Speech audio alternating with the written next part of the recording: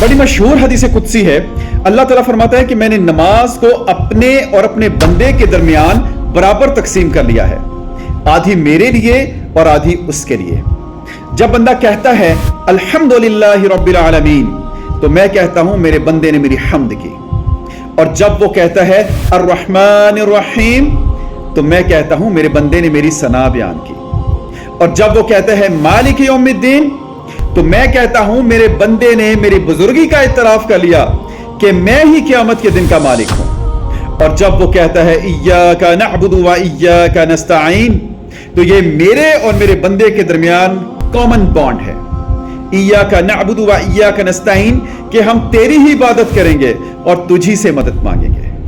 और जब वो कहता है इहदिनस सिरातल मुस्तकीम सिरातल लज़ीना अनअमत अलैहिम गैरिल मग़दूबि अलैहिम वलद्दाल्लीन आमीन, तो अल्लाह ताला फरमाता है जो मेरे बंदे ने मुझसे मांगा मैंने उसे अता कर दिया। अब यहां पे एक दो नुक्ता समझने की जरूरत है। अल्लाह ताला ने नमाज किसको कहा? अल्लाह ताला ने सूरह फातिहा को नमाज कहा। अल्लाह के नबी सल्लल्लाहु अलैहि वसल्लम की हदीस है, आपने फरमाया कि जो कोई भी नमाज अदा करे और उसमें सूरह फातिहा ना पढ़े तो उसकी नमाज नाकिस है।